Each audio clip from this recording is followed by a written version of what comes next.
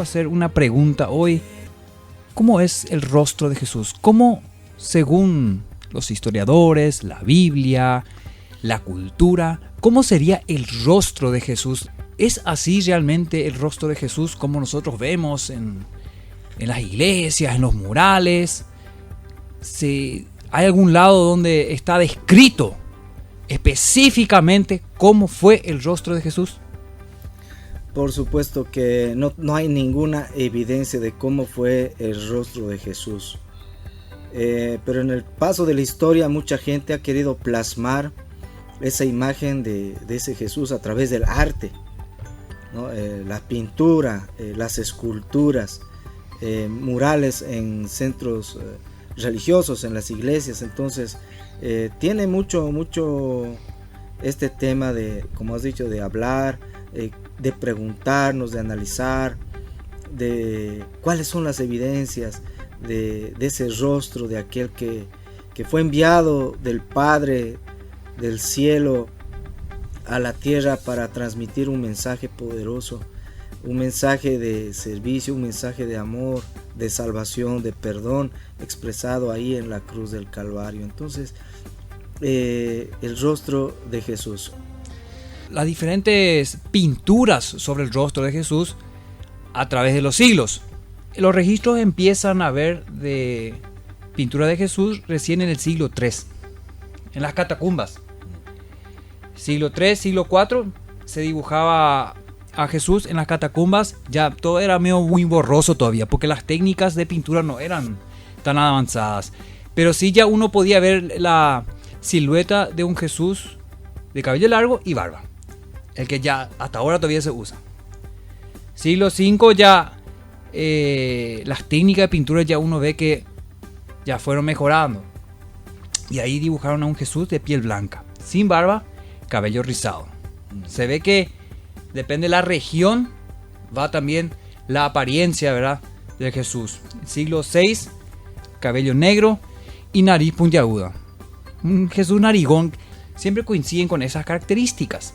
Después, recién en el siglo XII, vemos a un rostro más refinado, cabello más largo, cabello lacio. Siglo XIV, con rostro y cuerpo corpulento, y una piel clara, ojos saltones y una pequeña barba, tipo guerrero. Después, en el siglo XV, el siglo XV es, creo que, el siglo donde hay más pintura sobre Jesús. Y voy a citar después algunos famosos artistas. En la mayoría de las representaciones hay un rostro refinado, cabello largo, dos ojos caídos, la piel clara u oscura, dependiendo del artista.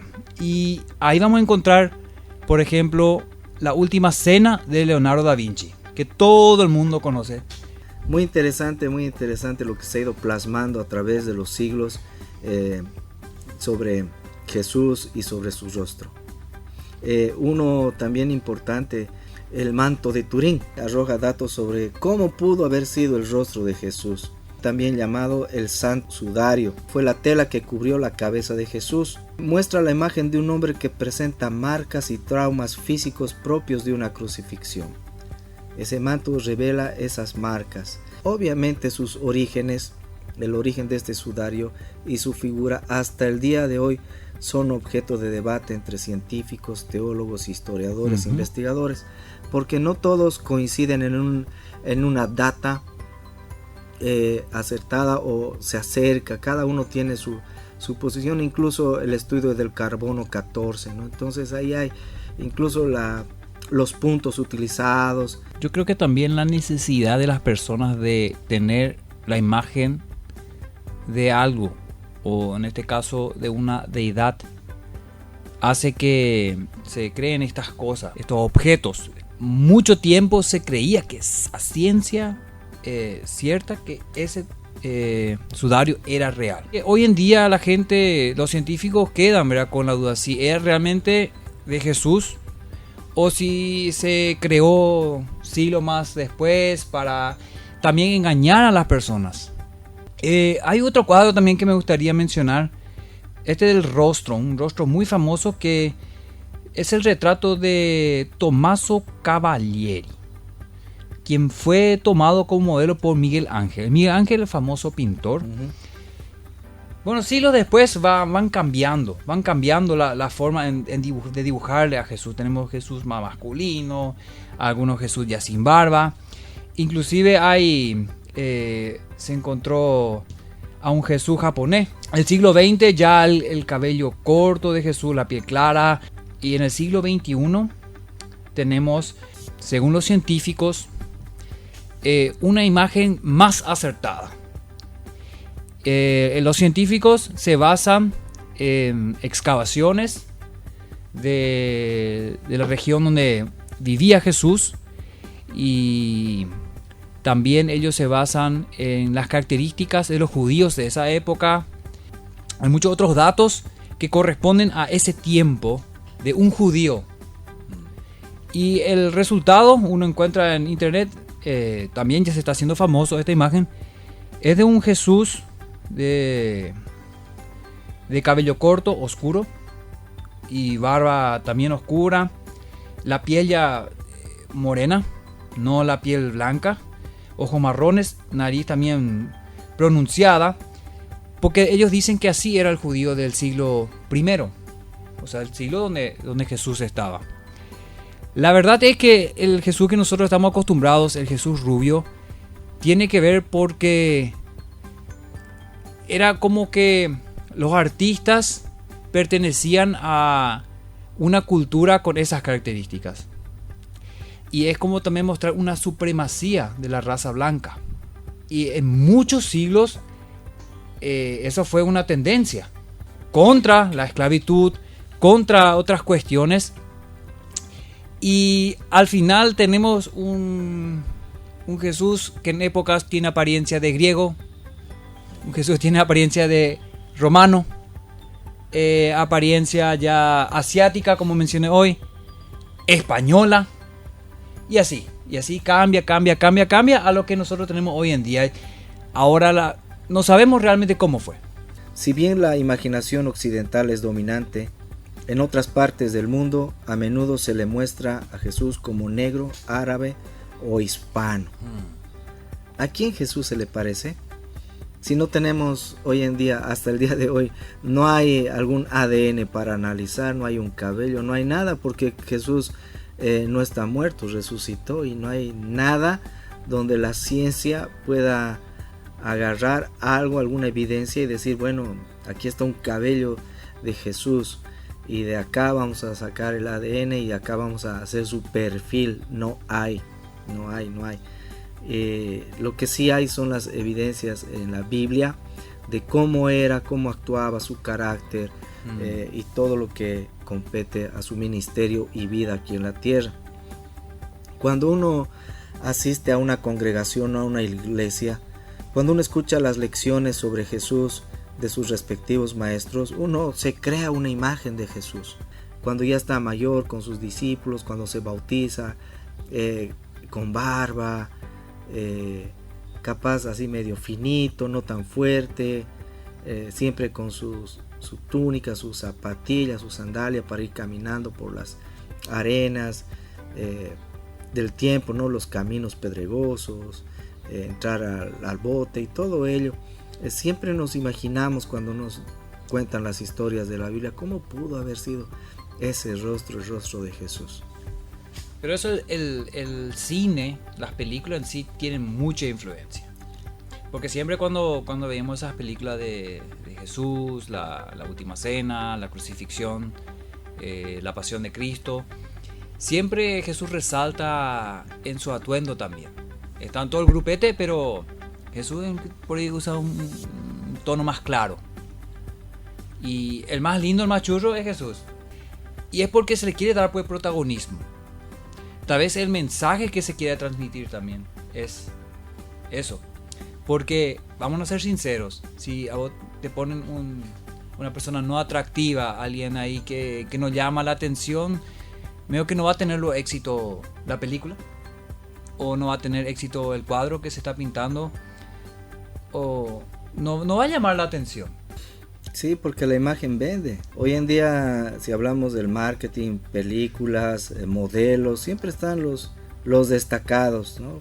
hoy en día, en pleno siglo XXI, se le sigue dando esa imagen.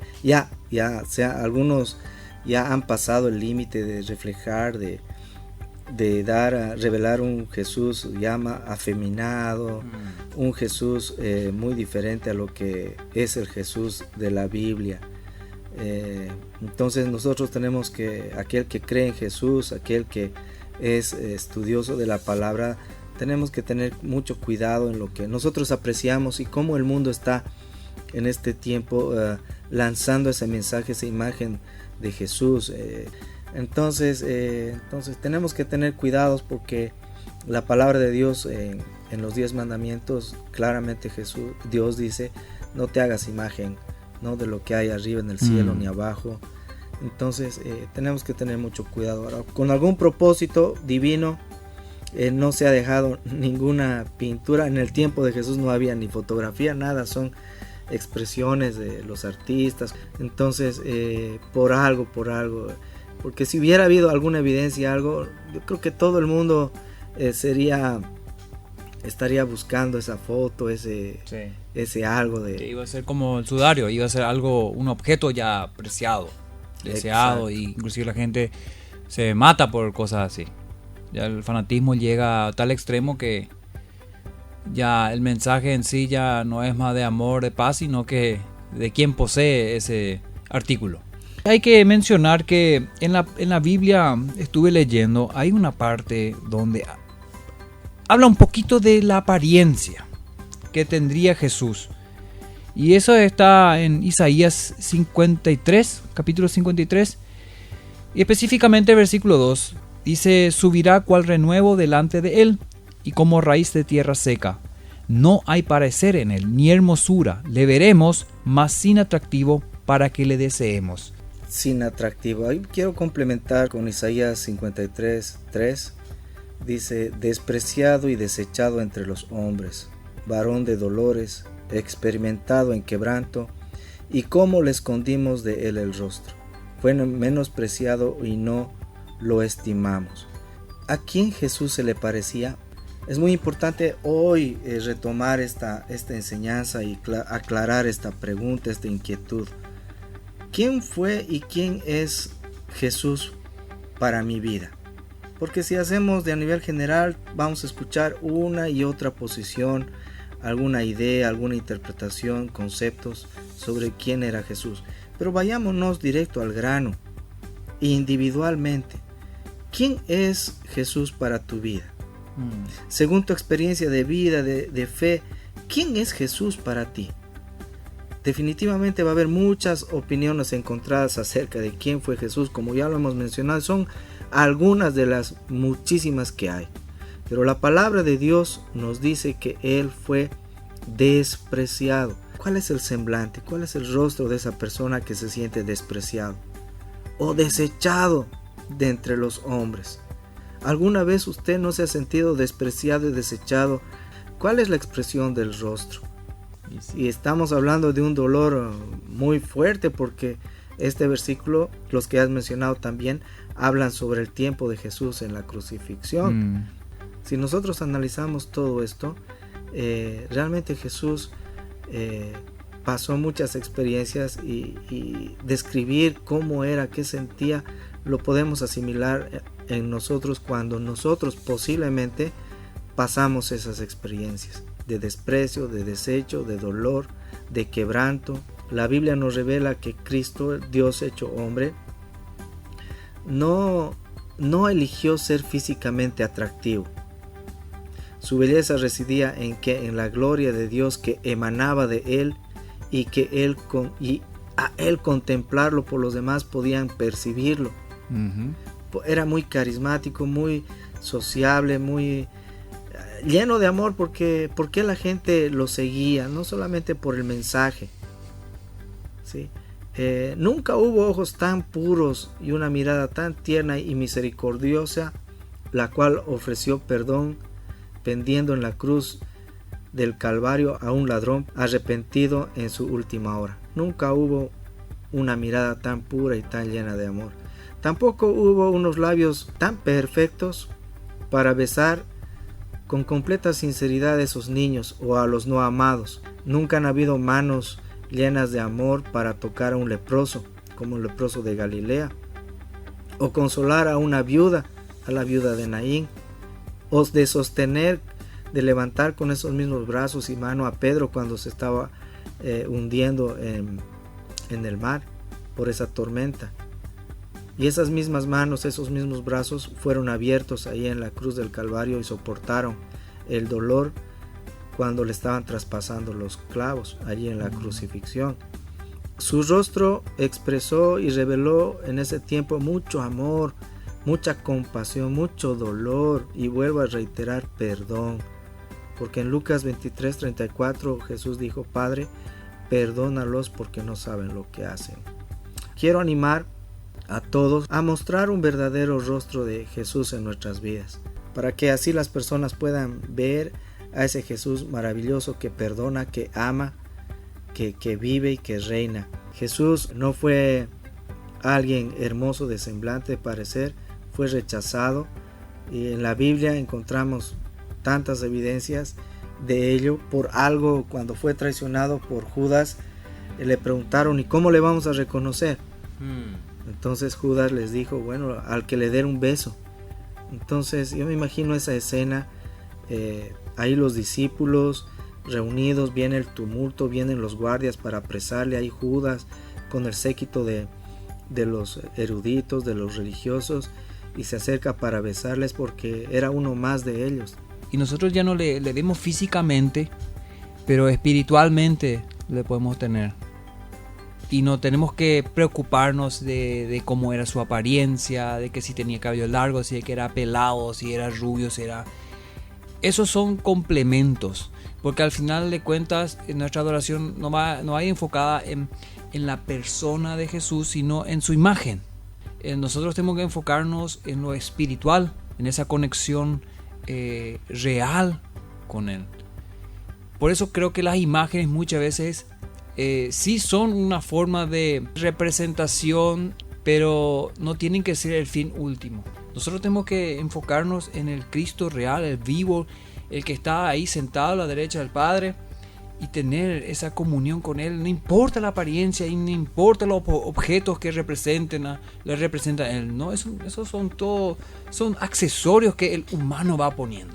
Sí, son esos accesorios que ayudan a la gente a creer en algo.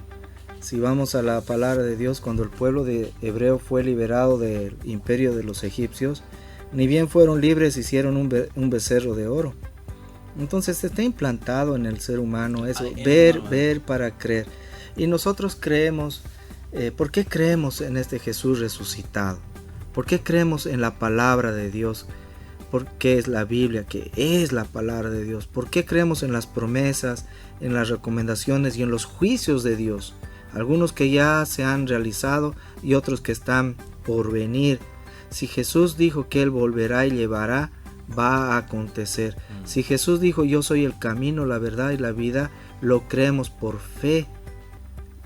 Jesús debería ser, así como dice la palabra para nosotros, ese león de Judá, ese león que venció a la muerte, ese león rugiente que destruyó al enemigo. También tiene que ser ese cordero que fue inmolado, que fue llevado a sacrificio para salvación nuestra. Jesús tiene que ser el camino, el medio al cual lleguemos a Dios. Jesús debe ser el pan, es el que nos alimenta cada día con su palabra. Jesús debe ser eso, no literalmente, pero espiritualmente tenemos que tomarlo así, como todo. Jesús es todo.